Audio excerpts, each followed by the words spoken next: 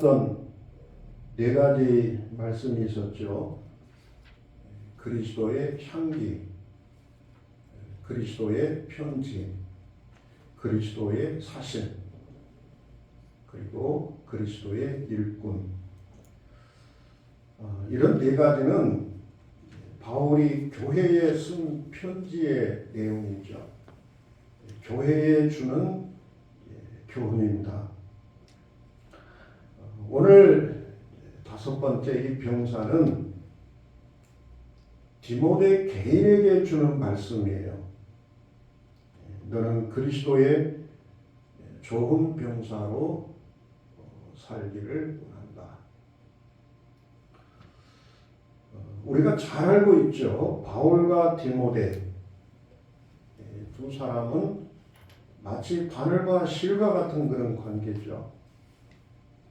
영적으로 맺어진 아버지와 아들의 관계입니다. 2장 1절에 편지를 쓰면서 이렇게 부르잖아요. 내 아들아. 굉장히 따뜻한 그런 마음을 담아서 편지를 지금 쓰고 있는 거죠. 아들 되는 디모데, 자기가 직접 낳은 아들은 아니고 영적인 아들이죠.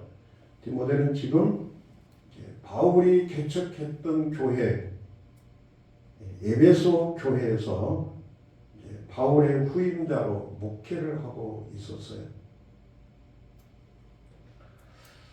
이런 디모데를 바울은 보면서 좀 인간적인 걱정이 좀 많이 있었어요. 하나는 디모데가 나이가 젊거든요. 젊다는 참 좋은 점이 많죠. 열정이 있고요.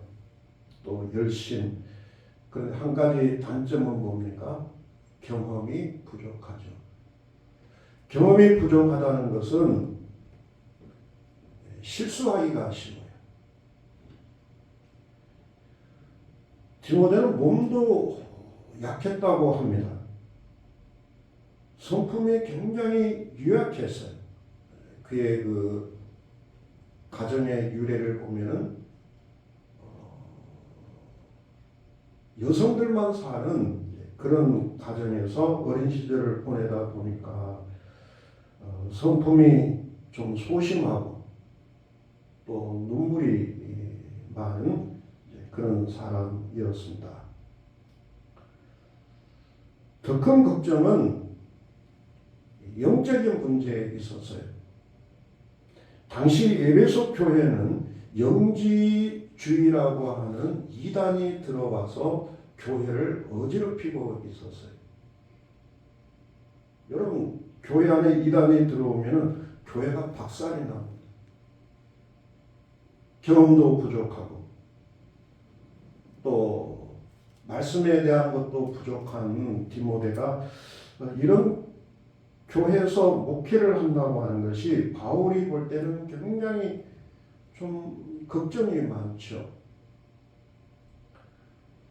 마음 같아서는 직접 가서 디모데를 돕고 싶었지만 지금 바울은 디모데 전서 후서를 쓰고 있는 이 시간에 로마 감옥에 갇혀 있는 그런 몸이었죠. 죄수였죠. 직접 가서 도울 수가 없는 거예요.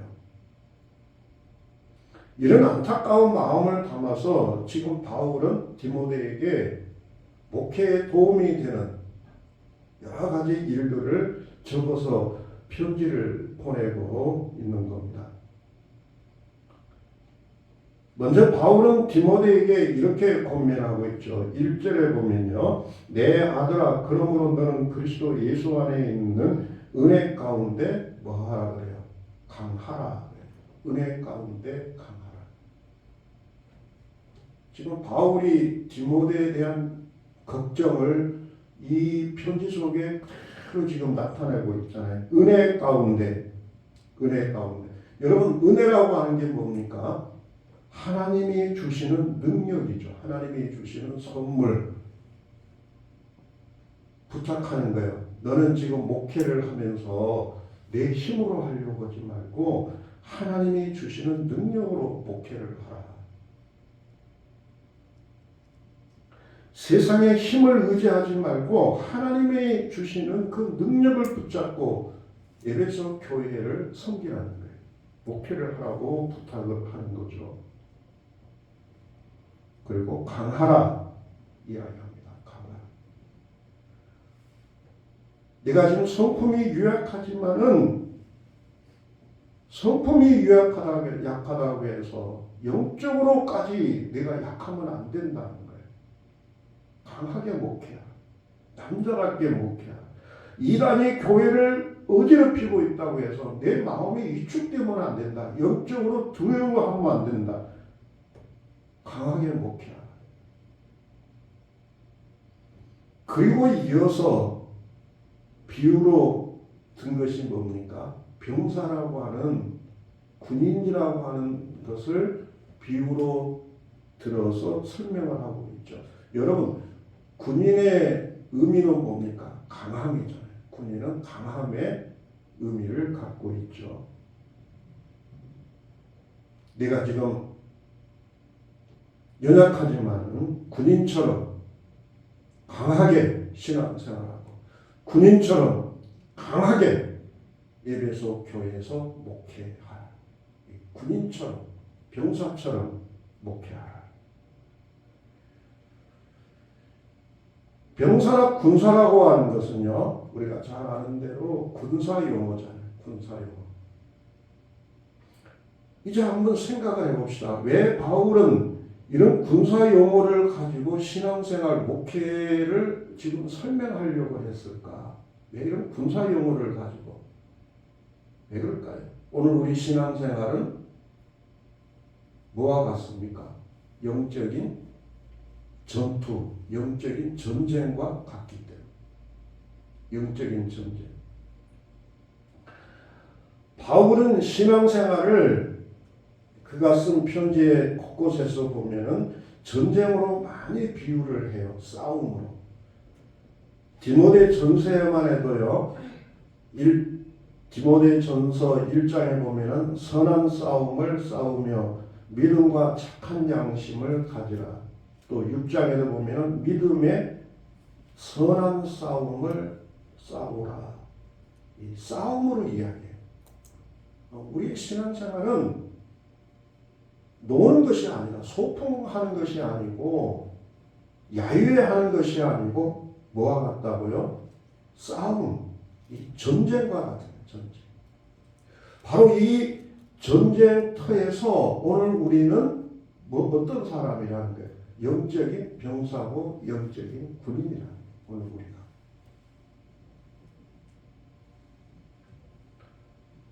여러분, 군인은 전쟁에서 가장 중요한 것이 뭡니까? 군인에게 있어서 가장 중요한 게 뭐예요? 충성. 가장 중요한 게 뭐예요? 이겨야 돼. 전쟁은요. 무조건 어떻게 해야 돼요? 이겨야. 전쟁은 지면 안 돼요. 우리가 운동이나 공부, 세상의 승부는 보면요. 1등 못해도 됩니까? 안 됩니까? 못해도 돼요. 요즘 학교에서요. 인심이 좋아서 그러는지 2등, 3등에게도 상품을 주고요. 꼴찌에게도 어떻게 하든지 상을 만들어서 다행상이다 상을 만들어 주잖아요. 그리고 1등 못해도 꼴찌를 해도요. 내가 만족하며 살 수 있는 거잖아요. 그러나 여러분 전쟁에서는 2등은 어떻게 됩니까? 죽음이요. 죽음. 2등은 죽음이요. 패잔병은 영원히 고통을 받아야 돼요. 지금도 그렇지만은 고대 전쟁에서는 전쟁에서 한번 패하면은 모두가 노예로 가든지 백성들은 전체가 고통 속에서 그 식민지 아래 죽음을 당하든지 굴복하면서 살아야 돼요. 그래서 전쟁은 어떻게 합니까? 수단과 방법을 가리지 않고 이기려고 하는 거잖아요. 여러분 지금 우크라이나 전쟁을 보면서 저 정도 되면 그냥 손 들고 그냥 좋은 게 좋은 거니까 살면 어떡하냐 주변에서 그럴 수 있지만 그 사람들의 입장에서는 그 나라의 입장에서는 이거는 안 되는 거예요. 어떻게 하든지 전쟁을 이겨보려고 지금 몸부림을 치고 있는 거잖아요. 여러분 오늘 우리의 영적인 전쟁도 어떻습니까? 무조건 이겨야 돼. 영적 전쟁에서 지게 되면 어떻게 되느냐? 영원한 지옥 형벌밖에 없다니까요. 그래서 전쟁은 이겨야 돼요. 영적 전쟁에서. 성경은 영적 전쟁에서 지는 자에게는 축복을 말하지 않아요. 오직 이기는 자에게만 축복을 약속합니다. 성경의 약속이 그래요. 큰 영적 전쟁을 앞두고 있는 그때를 생각하면서 하나님이 요한계시록에 말씀을 주셨잖아요. 이기는 자는 둘째 사망의 해를 받지 아니하리라. 이기는 자는 내 하나님 성전의 기둥이 되게 하리라. 이기는 자는 생명의 열매를 주어 먹게 하리라. 아차, 2등에게도 없어요. 오직 누구에게만? 이기는 자에게, 승리하는 자에게, 1등하는 자에게.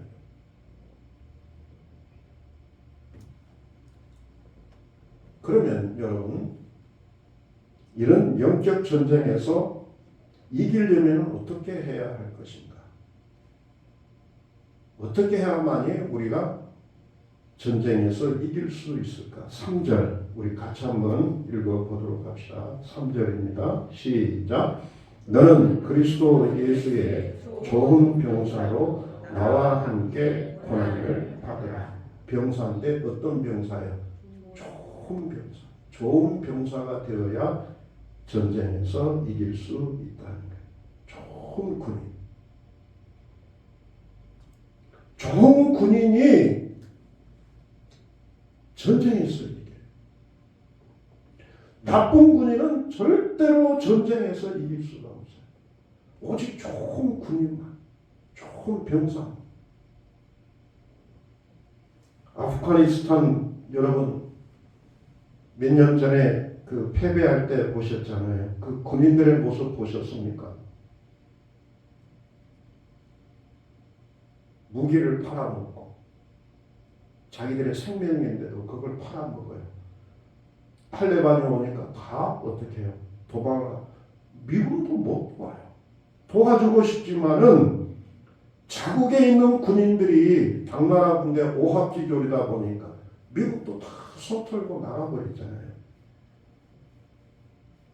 그런 엉터리 군인들, 나쁜 군인들을 두고 어떻게 도울 수가 있겠어요? 전쟁에서 패배한 그들의 지금 모습 뉴스에서 보여주잖아요. 얼마나 비참합니까? 오직 전쟁은 누구만 이긴다? 좋은 병사, 좋은 군인이 되어야 전쟁에서 승리한다는 것. 세 가지를 이야기합니다. 좋은 병사가 되려면 어떻게 해야 되느냐? 첫 번째입니다. 3절. 너는 그리스도 예수의 좋은 병사로 나와 함께 뭘 받으라고 합니까? 고난을 받으라. 첫 번째는 좋은 병사란 누구냐? 고난받는 사람. 고난받는 사람. 여기서 이 고난받는 사람이라고 하는 건요, 힘들게 훈련하는 사람을 이야기해요. 힘들게 훈련하는 군인. 좋은 군인일수록 훈련이 쉽습니까? 힘듭니까? 빡세죠. 좋은 군인일수록 훈련이 굉장히 힘듭니다. 우리나라에서 지금 해병대나 공수부대가 그래도 좋은 부대잖아요. 그들의 훈련량을 보세요. 아주 빡셉니다. 빡셉니다. 저는 일반병으로 군대에서 근무하고 나왔는데 그때 느낀 감정이 뭐냐면은 전쟁 나면은 일반 군인들은 전부 다 죽겠구나. 이렇게 훈련해가지고는 전부 다 총알 맞이구나. 그거밖에 생각이 안 들어요. 훈련소에서만 좀 훈련하지 자대에 배치되면은 뭐 거의 훈련하는 게 없더라고요. 형식적. 그런데 해병대나 공수부대는 아주 철저하게 훈련을 한다는 이야기를 들었어요. 이렇게 훈련이 힘들어야 전쟁에서 이기기 때문이에요. 그런 말이 있잖아요. 훈련에서 땀을 많이 흘려야 전쟁에서는 피를 적게 흘린다.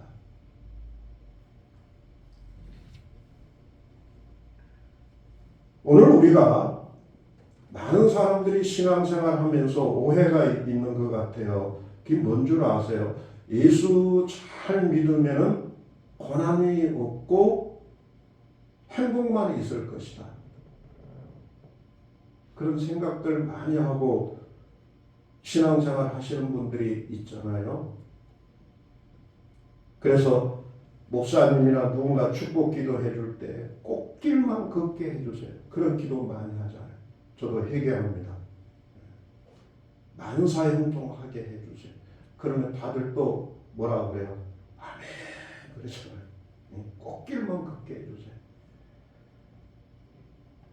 교인들이 좋아하는 설교도 그거랍니다. 예수 잘 믿으면 좋은 일만 생긴다. 성경은 그런 말씀 합니까? 안 합니까? 안 해요. 꽃길만 있다. 다 뻥이에요. 뻥. 그런 일은 없어요. 성경은 꽃길의 환상을 우리에게 말하지 않습니다. 그런 길은 없다. 빌립보서 1장입니다. 그리스도를 위하여 너에게 은혜를 주신 것은 다만 그를 믿을 뿐 아니라 또한 그를 위하여 무엇도 고난도 받게 하려 하십니다. 로마서 8장이요. 자녀이면 하나님의 상속자요. 그리스도와 함께하는 상속자니.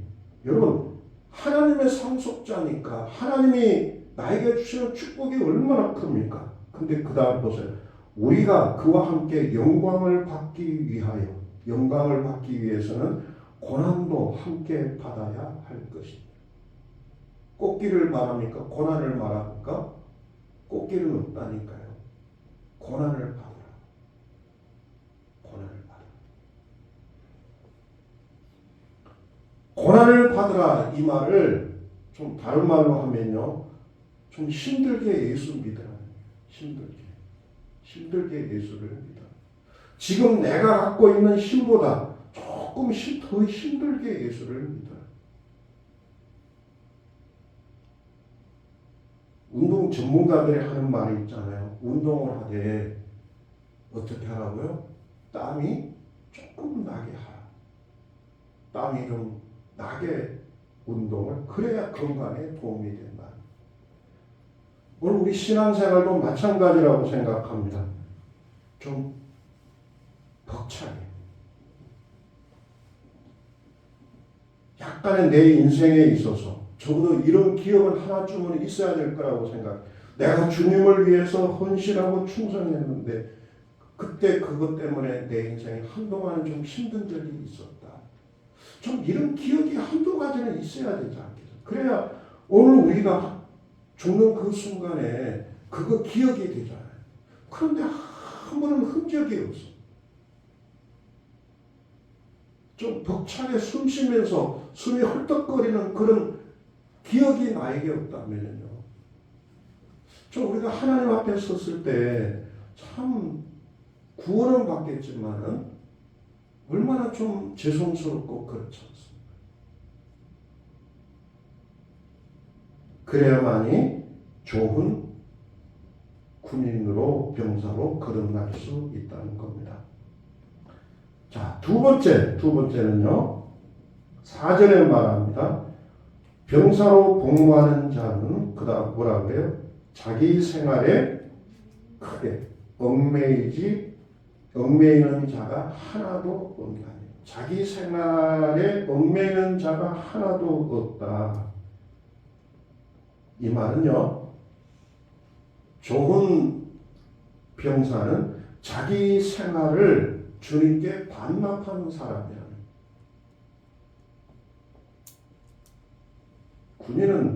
군인이 되는 순간부터 자기 생활이 있습니까? 없습니까? 있어요? 없어요? 없어요. 군인은.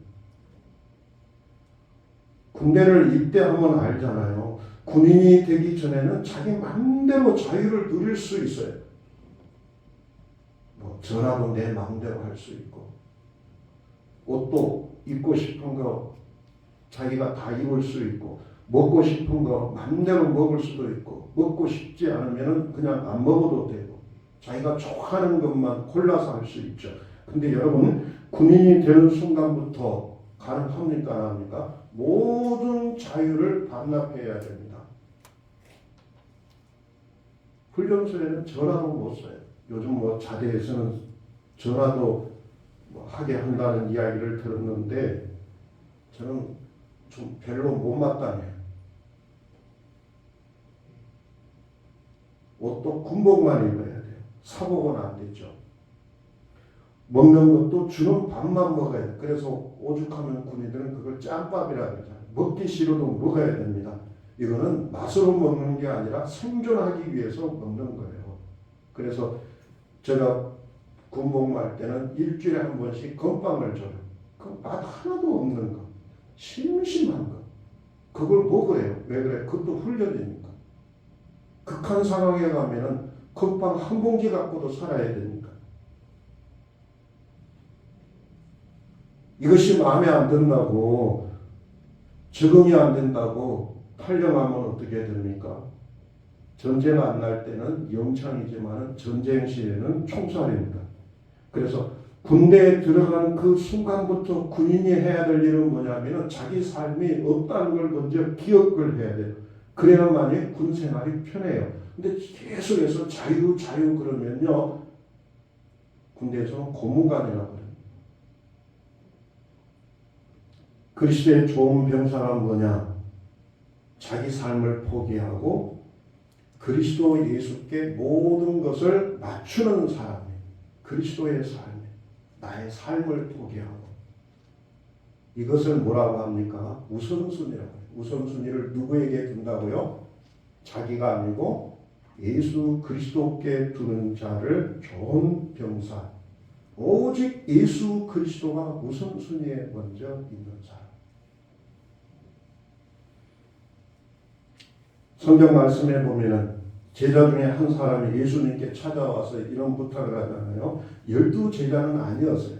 아마 예수님을 따라다녔던 많은 사람들 중에 제자라고 하는 사람이 예수님께 부탁을 합니다. 아버지께서 세상을 떠났는데 가서 장사를 지내고 주님을 따르게 해 주십시오. 상식이잖아요. 아버지가 부모님이 세상을 떠났는데 이럴 경우에는 세상은 어떻게 이야기를 합니까? 그래. 먼저 가서 잘 일 치르고 와라.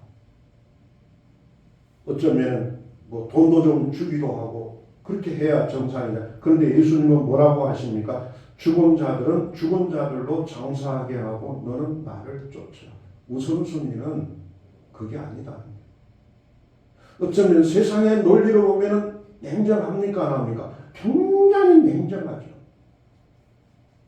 화를 찔러도 피 한 방울 안 날 것 같은. 그런데 예수님은 거기서 우선순위를 위하여 우선순위를 예수님께 두는 사람은 어떤 거냐? 선택할 때 고민이 있습니까? 없습니까? 그래, 다시 한번. 예수님께 우선순위를 두면 선택할 때 고민이 있어요? 없어요? 고민이 없어요. 고민할 게 뭐가 있어요? 그렇지 않겠어요? 예를 들면 오늘 거룩한 주일에 예배가 있다고 합시다. 또 개인의 어떤 일이 있다고 합시다. 우선순위가 예수님인 사람은 고민합니까? 안 합니까? 안 해요. 예배가 우선이지. 목사님 저에게 물어봐요. 예배가 우선이지. 지난번에 우리 온지사님이 자랑을 하더라고요. 친구들끼리 먼 데서 모였는데 내일 주일날 가까운 데 가서 예배를 드려도 되지만 그랬다 그러잖아요. 순천으로 가자. 다 데리고 와서 밥 먹이고 아침에 교회 참 철이 많이 들었어요. 집사님. 그 정도 마음속에 예수님이 다 우선이 되면은 그 다른 것들은 별로 신경을 안 쓴다니까요. 그렇지 않겠습니까? 우리가 주일 예배만 그런 것이 아니죠. 우리의 삶에서 모든 일에 예수님이 첫 번째인 사람은 선택에 있어서 고민할 것이 없다니까요. 무슨 고민을 하고 그러겠습니까? 딱 먼저 예수님. 나는 이 일에 먼저 모든 것을 초점을 맞춰. 그리고 나머지는 해도 되고 안 해도 된다. 오늘 여러분, 요즘도 여러분들이 선택할 때 고민이 많아요. 주님인가 자기 고민이 많다면 아직 신앙이 철이 좀 덜 든 사람이에요. 오직 주님께 먼저 우선순위를 두고 살아갈 수 있는 은혜가 우리 가운데 있기를 바랍니다. 아멘. 세 번째입니다. 세 번째, 좋은 병사는 어떤 사람이냐? 결론으로 이렇게 말하죠. 이는 병사로 모집한 자를 어떻게 한다 그래요? 기쁘게 하여 하며. 군인의 목적이거든요. 병사의 목적. 목적은 뭐냐? 모집한 자를 어떻게 하는가? 기쁘게 하는 거. 기쁘게. 내가 모집한 자를 어떻게 하면 기쁘게 할 수 있을까? 여러분, 어떻게 하면 기쁘게 할 수 있습니까? 뭘로 보일 수가 있어요? 충성이죠, 충성. 충성을 다하면은 자기를 모집해 준 사람을 기쁘게 해드릴 수가 있죠. 여기서 이 병사라고 하는 건요, 일반 군인하고는 조금 다릅니다. 원문에 보면은 용병이라고 해요. 뭐라고 한다고요? 용병. 군인이 세 종류가 있지 않습니까? 우리나라는 징집병이라고 그러죠. 징집병. 의무적으로 때가 되면은 군복무를 해야 돼. 징집병. 또 미국 같은 데는 징집병이 아니고 직업군인을 선택합니다. 돈을 많이 주고 자기 나라의 국방을 위해서 군복무를 일정 기간 공무원처럼 하게만 많은 혜택을 주죠. 그런데요, 마지막 하나가 용병이라고 하는 게 용병. 자기 나라 나라에서 군인을 뽑지 않고 돈이 많은 나라 있잖아요. 예를 들어 뭐 사우디아라비아 막 그런 데는요, 인구가 얼마 안 되니까 외국에서 돈을 주고 군인들을 데리고 와요. 그걸 용병이라고 합니다. 용병. 용병이 되는 길은 지금도 그렇지만 고대에도 선택받기 위해서 굉장히 치열했다고 해요. 무술도 탁월해야 되고 체력도 좋아야 되고 지식도 어느 정도 있어야 돼요. 요즘 보면 네팔은 굉장히 가난한 나라죠. 쿠르카 용병이라고 세계적으로 유명합니다. 거기에 용병이 되면요, 마치 우리나라 같으면 로또를 맞는 거랑 마찬가지. 월급을 거의 500에서 1000만 원가량을 한 달마다 주니까 일단 가갖고 한 3, 4년만 복무하고 오면은 네팔에서는 완전히 부자로 산 게 서로 거기 가려고 젊은이들이 아주 치열하게 그걸 위해서 그냥 해요. 체력을 훈련하고 영어를 공부하고. 일단 용병이 되면 어떻게 됩니까? 자기를 선택해 준 그 주인이나 나라에 충성을 다하고 그래야 다음에 또 선택해 주게 되니까. 세계적으로 유명한 용병이 있어요. 스위스 용병입니다. 스위스는 지금은 굉장히 부자인 나라인데 옛날에는 가난했대요. 왜냐하면 그 알프스 산 산악지대잖아요.